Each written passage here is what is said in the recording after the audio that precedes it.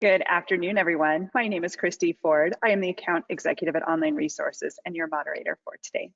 We would like to welcome everyone to today's 3D Lunchbox webinar, Robotics Automated Scanning for Inspection. A special welcome back to those of you who joined us for the previous webinars in the series on reverse engineering and quality control and a comparative analysis of inspection softwares. Thank you all for taking a few minutes to join us over your lunch today. As a reminder, please turn on full screen mode for better viewing of the presentations. In addition, if you have any questions, go ahead and type them in as we go. We will answer those after the showcase. Let's jump right in. Here with us today is JD Schomburg. He's our Director of Business Development. He's been with the company for the past 8 years and has been part of 3D data collection for the past 19 years. I'm going to turn the time over to JD for a quick overview of who we are and let him lead us into the introduction of automation that we will be discussing today. JD. Thanks, Christy. So as Christy said, I'm JD Schomburg with Online Resources, and we are going to be talking about automated quality control today, or AQC. So before we get into the AQC, I want to give a little bit about Online Resources, who we are, and how we got to where we are today. So we were founded in 1991. SurfCam was our flagship product, which was a CAD/CAM product. And then in 1998, we picked up 3D scanning technologies. And then in 2006, we became strategic partners with Creaform and have been ever since. And we've also created strategic partner levels with different softwares, such as Polyworks and Geomagic. So some of our AQC customers, you can see here on the slide, the 4.0 industry is really moving forward pretty quick. And as you can see, is being adopted by a lot of major players. So when we talk about automation, there are really two different levels. We have software automation, and then we actually have like processor manufacturing line automation. And so we broke this down into the two different segments. In the software, we have the replace scan data or the batch process and trend analysis. And what that is we create a GD&T report or an inspection report. And then with replace scan data, we can just scan one new item and use that template to replace, and it'll run the inspection report automatically. Or the batch process, where we might scan 100 scans during the day, and then that night go back and batch process all of those scans for the next morning. And we can include a trend analysis in that kind of report, a lot of different things there. So those basic levels of software automation are very useful tools. And then we get into a little more complex systems like the macro scripting. And the macro scripting really does allow us to get the full-blown capabilities out of a software. So if we want to like kind of make the software do something a little unique, or if we want to create some efficiencies for the software, like take a picture of this every time and import it into a mini tab or an Excel, we can do those kind of things. And then we get into what is really starting to become an integration type of software platform, which is the APIs and SDKs, where we're connecting the software to software in an API, or the hardware and operating systems in the SDK developer package. So we have used some of these systems in like a project with IndyCar in 2015, when we were scanning every single car after a race. We really needed to collect the data quickly, and we didn't need the results until the next day. So we use those batch processing, trend analysis, replace scan data, just those basic automation functions in the software to be successful in that project. We've also done something similar with Herco, you see here, where at IMTS in 2016, we were scanning the heads of people, and we really just needed to repeat the same editing or inspection process, and we were able to do that pretty quickly. Once we get into the manufacturing line and automation, we've broken it down into 3 different segments: offline, nearline, and inline. And basically the difference there is offline requires very manual So someone to actually take the part off and send it into a different area on your shop floor, that is the inspection cell. And usually it's a manual process or like a fork truck or something like that. And the biggest definer for me is that it's not 100%. It's going to be 1 out of every batch. And then we go to nearline. Nearline is going to be very similar to offline, except we now have a little more flexibility in the floor plan, or we have some slight capabilities to tie it into maybe have another handling robot take it off the manufacturing line, but we're still talking about 1 every batch. When we get to inline, that's where we're talking about 100% inspection of your parts, and a lot of times the manufacturing line is required to wait for a pass-fail from the inspection cell before it moves on. So this means we have to have a cycle time of inspection that either matches or is less than the manufacturing process time. So those are the 3 different segments that today we really want to define because our 3 different products really take up those areas and are the best in those areas. So for offline, we have Creaform, the Cube R product. For the nearline, we have the ARIS systems. And for the inline, we have the QPoint Robotics. So the Creaform Cube R is a very powerful system, has a lot, very easy to use, and it really is a good entry point into the AQC market. It's a little, or it's not very flexible as its footprint. It's required a certain size and uses the industrial robotic arms, where the ARIS system is a little more flexible, and then the QPoint has full-blown capabilities for you to manage not only the teaching of your robot, but the path creation, managing that path after it's created. So let's go ahead and dive in, start with ARIS on the nearline system with a quick little video. So this is the ARIS system. And again, it's a nearline system. They have integrated this with the Polyworks or the Geomagic Control X inspection software. This is an industrial robot that we see here, but they really do shine with their cobot systems. They use a lot of fixturing for part tray to make it easy to bring a few parts off the line. And they have a very good software interface that allows you to select the tray, select the part, select the path, and then pointing that to the proper inspection file. So that's a very smooth system that's right on the side of the machine. You can also take that and see the results on your cell phone through a web-based kind of interactive platform.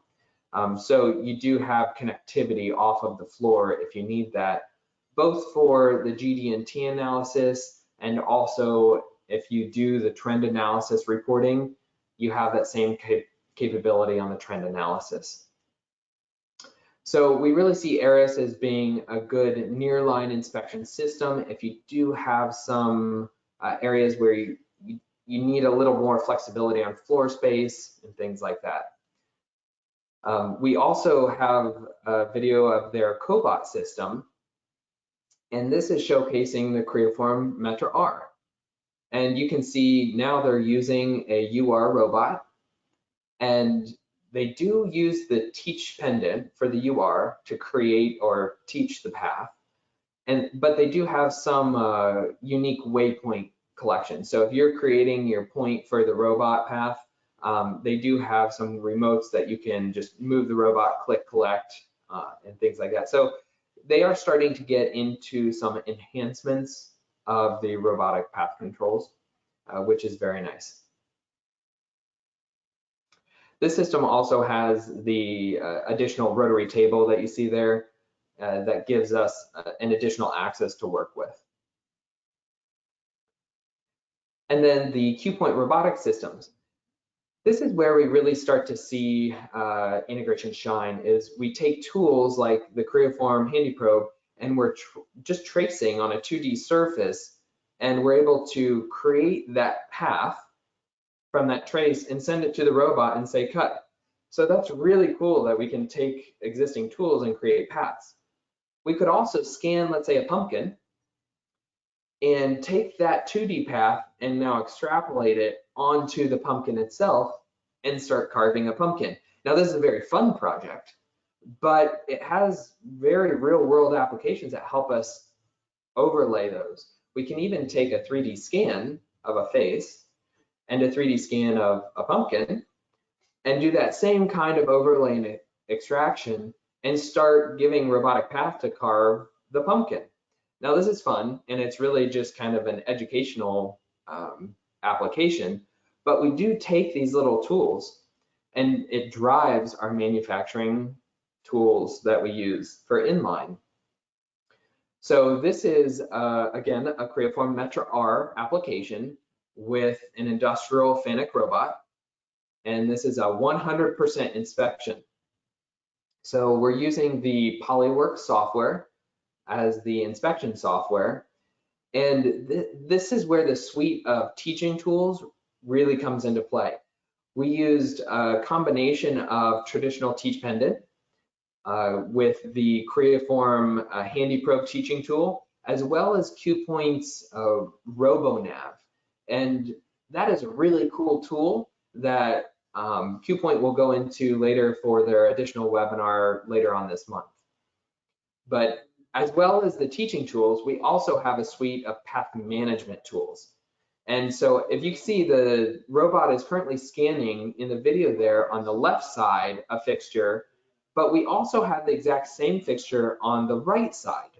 So what we've done is actually create that robotic path, and then with a few mouse clicks, we can send that path over to the other fixture. So something that might have taken 1-2 days to train, we were able to do in less than an hour. So that kind of suite management is very nice. And then we have the full safety management systems for current or new lines. So if you have a fault that goes off that requires the whole line shut down, those kind of PLC conversations can happen and are managed through the QPoint software, as well as full data coordination for traceability, for pass fail, all of those things. It's really, think of it like the app store for your integration. So it's very easy to add and replace and create different applets for the full inline process. So then we will move on to the Creaform QBar. This is a very powerful system. It has built-in safety systems, CAD path generation, robot simulation, collision detection, and it has a very unique capability to collect an STL if you have the CAD model in the software without actually scanning, which is a very cool tool to then analyze your inspection software to see, am I getting a full scan before you actually prep everything and make it go? So very powerful tools, but I'll go ahead and let them talk a little more about that. I'm Tarsus, an application engineer with Creaform, and I'm here to give you a quick demonstration of our QBar. The QBar can be driven by our new VxScanR software. VxScanR is an offline programming software that doesn't take a lot of experience in robotics or automation and can be learned by most shop floor operators in a one-day training. Let's take a look at how it works. So VxScanR provides a digital twin of the QBar environment. So you see the robot here and the CAD of the part along with the fixture. All we need to do to create a robot trajectory for the scanning path is create a feature that's going to be based off of the CAD geometry. So here I'll click on the Add Feature button, and there's a few types of features. I'm going to be using the surface feature. All I have to do is click on the surface that I want to scan. Here I'll click on the front face of the fender and click OK. Once that path is created, you can verify the path that the robot will take by playing a simulation of the scan. And here you would see what surfaces that the scan would actually pick up for you to do your inspection. So with that same method, I've actually created already a few sweeps that we can test, and we can run this program full speed in the robot and see what scan surfaces we would acquire. Before we get started with the full speed scan, let's take a look at the setup inside the cell. This is a Chevy Tahoe front fascia, and it's mounted onto the rotary table using a simple, lightweight, extruded aluminum fixture. You can see on the fixture, we've mounted a few of our 12mm reflective targets. The scanner itself, the MetroScan R, is mounted on the robot arm and also has targets on it. Together, the part and scanner are tracked by the C-Track using Creaform's dynamic referencing technology, which gives the Cube R immunity to shop floor vibrations that can be introduced by nearby running machinery. Again, these components of the Cube R, the C-Track, the MetroScan R, the robot, and the rotary table can be separated into a core unit that's fully integratable for an inline quality control solution. Now let's see the Cube R scanning in action.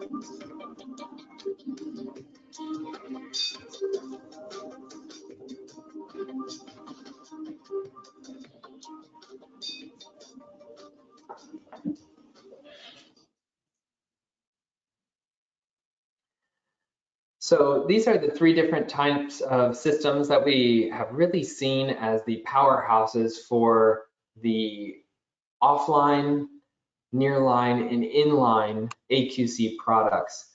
And so I hope this gave a little bit of information about each, about the differences between the offline, nearline, and inline. And just keep in mind that we will be having each product in their own 1-hour webinar coming up later this month, and I believe in August. So we encourage you to come and join us for that.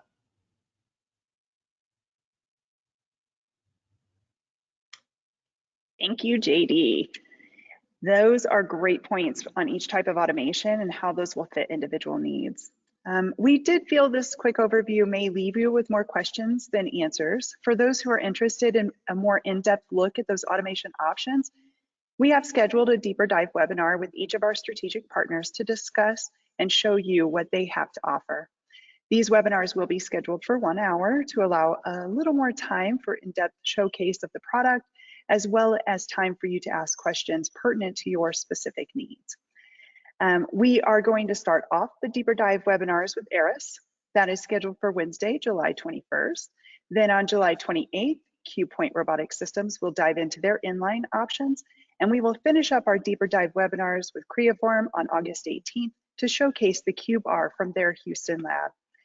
We will send out invitations to each of you here today, as well as post those invites on social media with registration links. Please feel free to join us for any or all of those. That is our showcase today. We would love to hear what questions you might have about those automation products or how those technologies can benefit your environment. Go ahead and type those in now.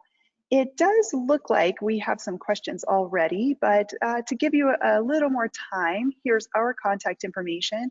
If you have specific questions and want to discuss those in more depth, you can contact us directly. The information you see on your screen. All right, JD, are you ready for questions? Sure. All right, let's get started.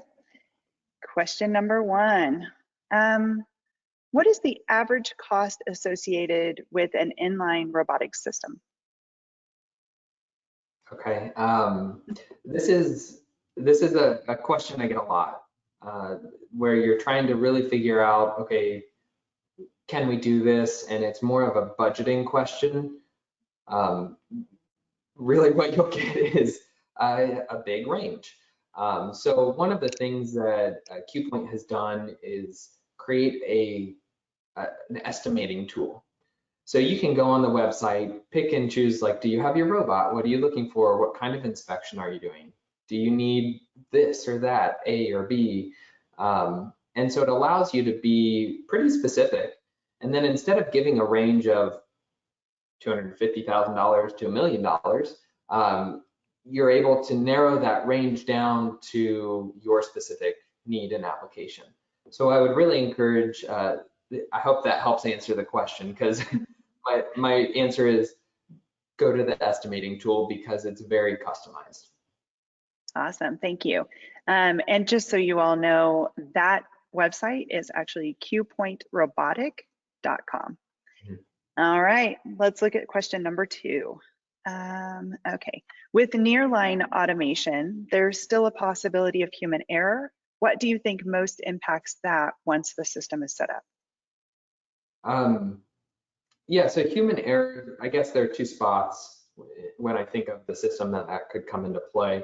One would be the thought of human error in the kind of repeatability of the actual inspection process. And I would say in all of these systems, the actual end of arm tool reduces that. So in this situation, the Creaform Metra R really takes away that unknown of human error into the process, because it's the exact same inspection every time.